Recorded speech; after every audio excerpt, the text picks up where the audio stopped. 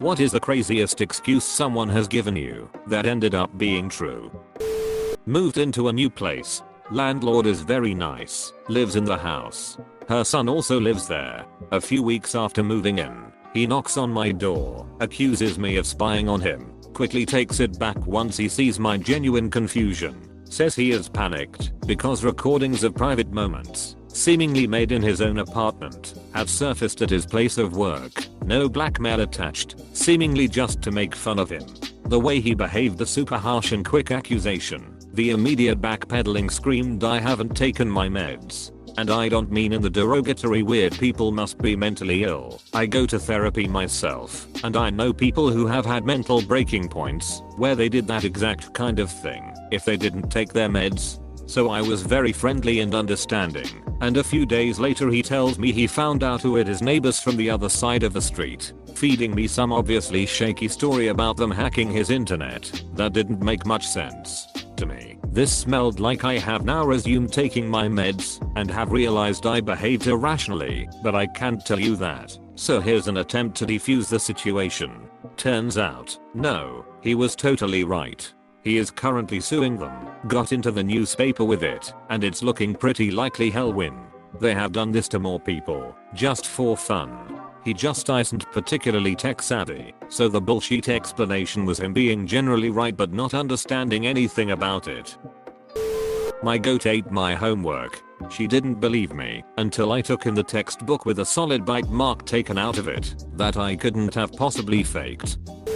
A guy we worked with didn't turn up one day. We tried calling him and no answer. After a few days me and a co-worker went to his house. No answer at the door. His car wasn't in his driveway. After a couple of weeks we figure he has taken off somewhere and the boss put through his termination papers for not showing up. About a month after that, the guy rocks up on a Monday morning in uniform ready to work. Turns out he had been in a car accident and was in a coma for weeks. He had no immediate family and no way to let us know. He ended up getting his job back. My friend came to class back in high school with a ripped uniform shirt and told us the Lions got it. As it turns out his mum was a vet for a zoo and had 2 cubs in her backyard. They saw his shirt flapping on the line and did what cats do, shredded it. I thought this was gonna be about how he almost got mauled. Turned from Oshi to AWW. I worked as a cook at this restaurant, and the staff would get annihilated after almost every closing. One day, after several days of this, I got home and passed out on the floor. My roommate got home and just turned off the lights and went to bed. At some point I got up and in the pitch black walked headlong into the corner of the wall.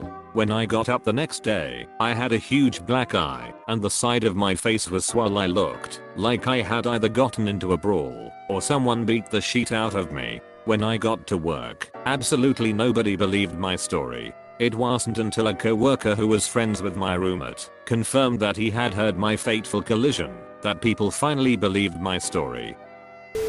Was playing an online game and had a party member say duck gotta go, quake.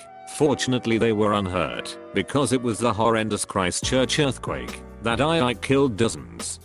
This makes me think of the time I was in Iraq in 2006 and on the phone with my mom.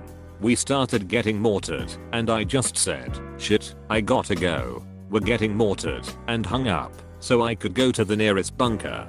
If you have ever been deployed, you know that sporadic mortar fire at a fob or cop is usually of minimal risk. It's 3 to 6 or so small rounds, not really aimed that well, or fired out of improvised mortar tubes or even from a moving vehicle, and often aimed at aircraft, fuel, generators, etc., rather than with the intent of killing people. In hindsight, still probably not the best way to end a conversation with a mother host terrified for her son's safety in a war zone. She wasn't very happy with me. A few years ago there was a video of a guy from Tel Aviv dipping out of a raid because rockets were fired from Gaza and he had to seek shelter immediately. Crazy stuff. Makes me appreciate I don't have to deal with stuff like that. I dated a guy for a few months in college. Towards the beginning of the relationship we planned to go out and he didn't show up. No phone call, no answered texts, nothing. I began to accept I had been stood up and would never hear from him again. A couple days later I get a text. I'm so sorry, I just came out of a coma. Can I come over tomorrow? I thought it was bullshit, but I wanted to humor it. He shows up to my house with crutches and his discharge papers. He was definitely in a coma. He was in an awful accident on the way to my house that left his car totaled and broken bones and in a coma for a couple days. To this day, when friends tell me their dates ghosted them, I think, maybe he's in a coma? Asking someone I knew to go to the bar and hearing I got stabbed turned out to be true. He sent me the video footage from the bar he was stabbed at. Over a game of pool arguing over the rules. The guy waited in bushes until bar close and stabbed him in the back. Cops did get the guy and the victim was okay after the hospital. If I ever have something unlikely like that happen, I'd say it just as casually. Sorry man, can't today. I got stabbed earlier. Reddit. I shit you not, I got in a car accident today and got to do this. Be careful what you wish for, I guess. An employee was late to work because she had to scrub down her car after her friend gave birth in it. They were on their way to the hospital and didn't get there fast enough. That can ruin an interior. I once read in Reader's Digest where they got insurance to cover detailing after birth in a car under falling objects. r/technical truth. I almost forgot this story. I had a boss who got stuck on a construction site he was managing. Everyone had gone home for the weekend, and he was doing a walk around when a door shut on him, trapping him in the bathroom. This was before cell phones, and no one knew he was there. He looked around, the sink worked, and the toilet worked, so he wasn't gonna die of thirst. He had 2 quarters in pocket. He tried popping the door with 1 quarter, and it fell out the other side.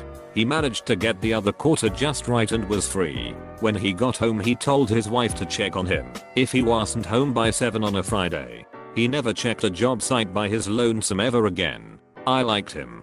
Very down to earth man. My ex-BF broke up with me because his cousin was on death row after shooting 2 police officers himself, and he needed to take time to be with family. I thought there was no way this was true, but the elevator at my university's library got stuck. The security guard said it would take 3 hours to get us out. The girl beside me starts panicking. She's supposed to write a final exam in a few minutes. So the security guards called the professor to tell them that their student won't be at the final because she is stuck in the elevator. A co-worker of mine said he couldn't come into work because the police won't let him. Everyone at work called bullshit, and then he sent us a picture from his window of a SWAT sniper using his car to monitor another building in his complex. Apparently there was a hostage situation. Everyone ended up being safe. Dude, that literally just happened to me a few weeks ago. The SWAT lockdown part, not the sniper part. I just sent everyone in my office a link to the news story with a caption, I'm going to be late. I was late to work once because a peak CK was in the middle of the road. Boss didn't believe me until the next day when the peak CK blocked the road when he was coming in. He got into a car accident because he sneezed. That's pretty legit. My dad almost drove us off a cliff one time because he sneezed. Hired an employee via phone interview and she didn't show up first day at work. Called her up. She said she did come to work and received orientation. Ours said they didn't give anyone orientation. Turns out she went to wrong address and they had an orientation for a dozen new hires and she somehow got in and tagged along. Now that's a way to get a job. I'm a high school teacher. 10 years ago I had a student say he didn't do the homework because his car caught fire on his ride home and his textbook was in the back seat. I was suspicious, but he quickly produced the badly charred textbook, which was also completely waterlogged from when the fire department put out the fire, and asked me if I could issue him a new one. It's possible that he burned and soaked his textbook in an effort to getting out of doing the homework. If that was the case, bravo.